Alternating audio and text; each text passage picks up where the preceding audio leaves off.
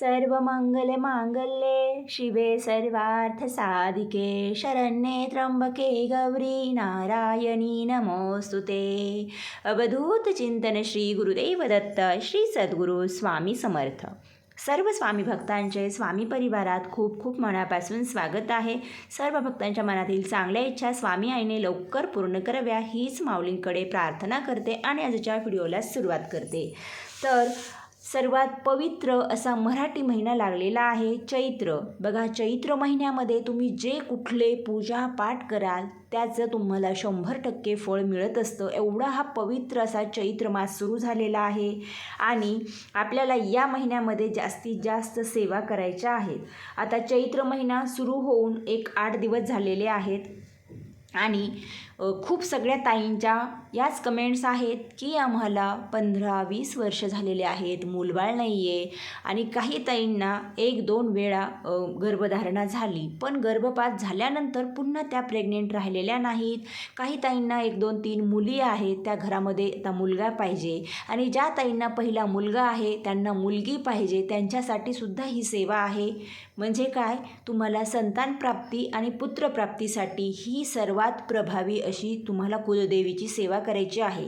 जर स्वामी सांगतात बाळा तू कुलदेवीची सेवा केली तर तुझ्या सर्व मनोकामना निश्चित पूर्ण होतील, कारण कुलदेवीचा आशीर्वाद मिळाला आणि आपले गुरु तर आपल्यासोबत आहेत।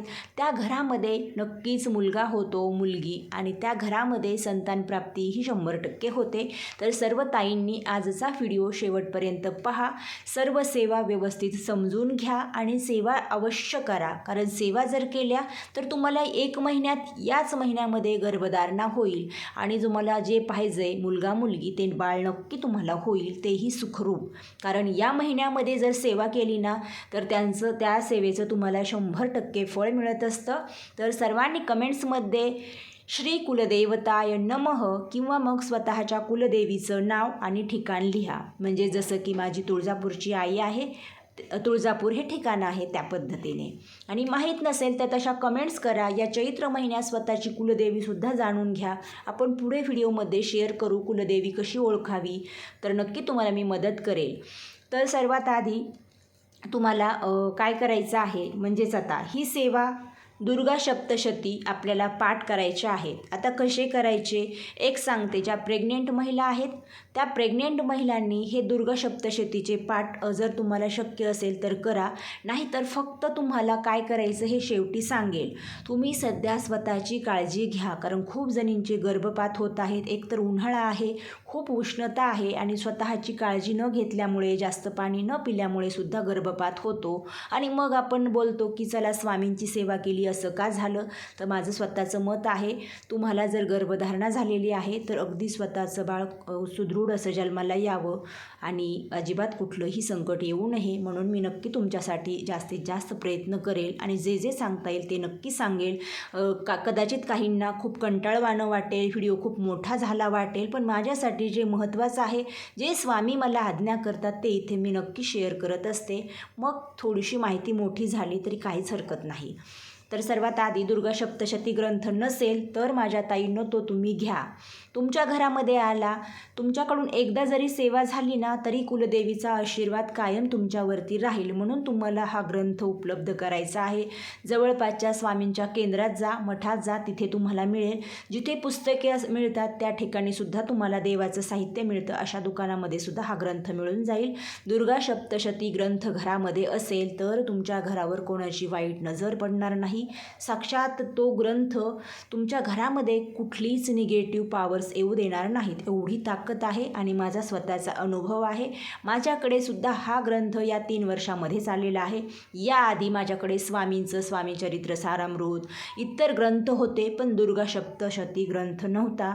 त्यावेळी खूप सगळी संकटे येऊन गेली, पण आता माझी आई हे सर्व काही टाळत आहे। चला, आता ग्रंथ आहे, नसेल तर तो तुम्ही उपलब्ध करणार आहात। तर ही सेवा तुम्हाला मंगळवारी किंवा शुक्रवारी सुरुवात करायची आहे, गुरुवारी जरी केली तरी चालेल। या 3 वारीच या सेवेला सुरुवात करायची आहे। तर 1 महिना म्हणजे आता 8 दिवस गेलेले आहेत, 3 आठवडे अजून बाकी आहेत। या 3 आठवड्यामध्ये म्हणजे या चैत्र महिन्यामध्ये तुम्हाला 14 पाठ करणं शक्य असेल तर करा। 7 दिवसात 14 पाठ होऊ शकतात। आता कसे, ज्यांना 14 पाठ करायचे आहेत त्याची आधी तुम्हाला थोडक्यात माहिती सांगते. म्हणजे बघा, सुरुवातीपासून जे प्रार्थना घेतो आपण, तर शेवटपर्यंत आपण पूर्ण ते पुस्तक वाचत असतो. त्यामध्ये 1 ते 13 अध्याय असे आहेत आणि बाकीचं रात्री सुक्तम, दुर्गा अर्गला स्तोत्रम, हे जे काही आहे ना, हे सर्व आपल्याला घ्यावं लागतं. पण एका दिवसात तुम्ही 3 पाठ करू शकता. सुरुवातीपासून पहिल्या अध्यायापर्यंत जे काही अर्गला स्तोत्रम, रात्री सुक्तम, हे जे काही आहे ना, ते तुम्हाला वाचायचं आहे आणि 1 ते 13 अध्याय वाचायचे. पुन्हा त्याच जागेवर बसून पुन्हा 1 ते 13 अध्याय वाचन करा. तिसऱ्या वेळी 1 ते 13 अध्याय वाचा आणि 13 अध्यायाच्या पुढचं जे काही आहे ते वाचन करायचं आणि नंतर उठायचं. म्हणजे तुमचे 3 पाठ झाले, कारण तुम्ही 3 वेळा 1 ते 13 अध्याय वाचन केले. आता इथे तुम्हाला मी हे सर्व नाही दाखवू शकत, काही कारणास्तव तुम्ही समजून घ्या, नाहीतर मी सर्व काही तुम्हाला पुस्तकातच सर्व समजावून सांगितलं असतं. पण खूप उशीर होईल मग 2-4 दिवसानंतर ही माहिती शेअर करायला. तर बघा, मी सांगते तसं समजून घ्या. एका दिवसात असे तुम्ही 3 पाठ करू शकता. जास्त वेळ बैठकसुद्धा होणार नाही. ज्यांना बैठक जमत नाही आहे, ज्या ताई माझ्या आत्ता नुकत्याच प्रेग्नेंट राहिलेल्या आहेत, त्यांनी चेअरवरती खुर्चीत बसून ही सेवा करा.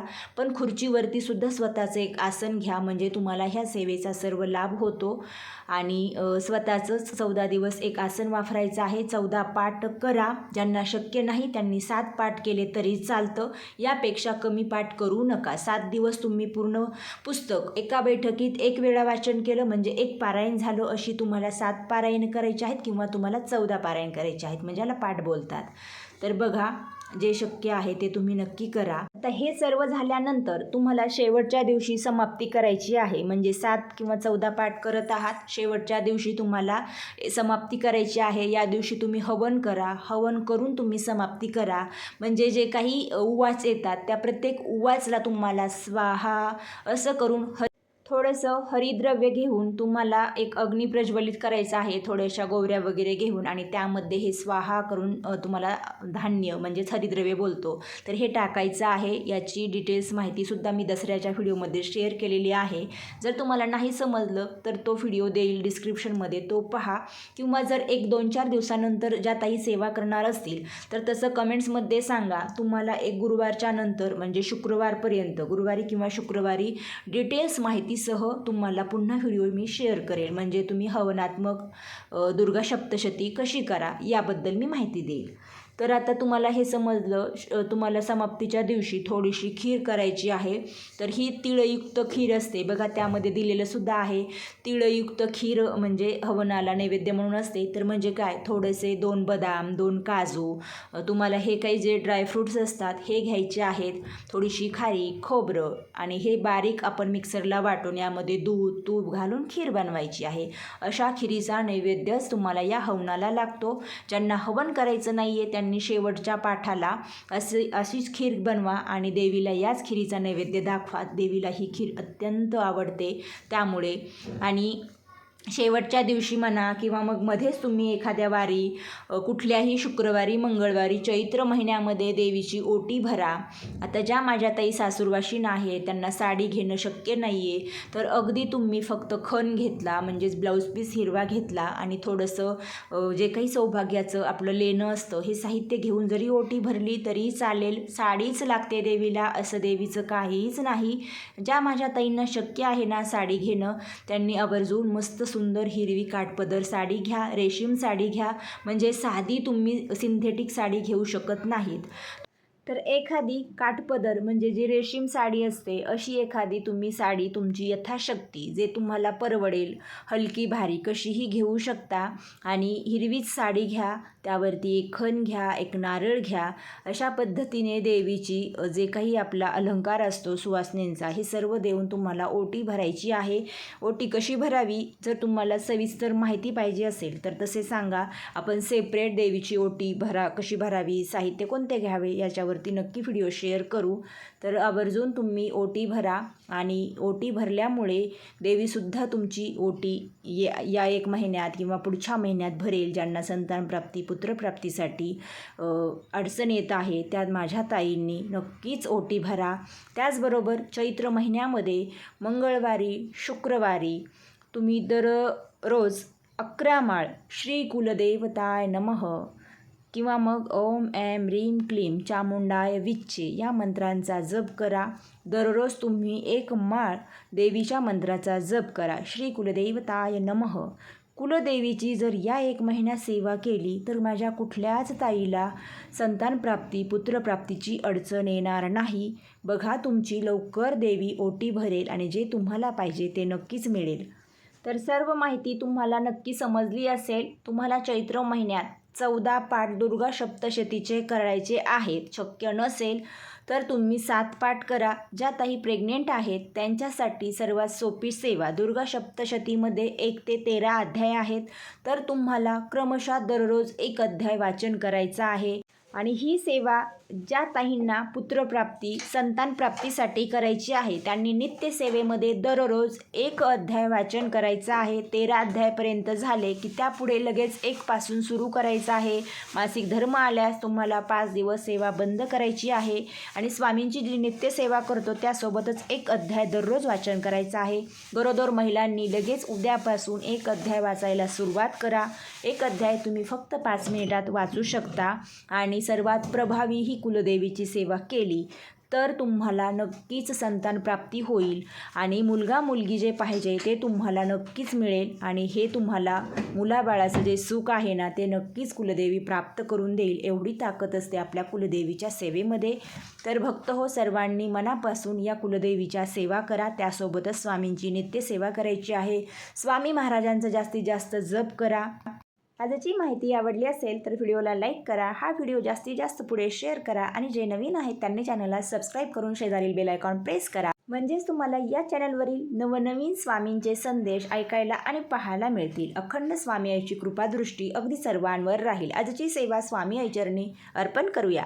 श्री स्वामी समर्थ. जय जय स्वामी समर्थ.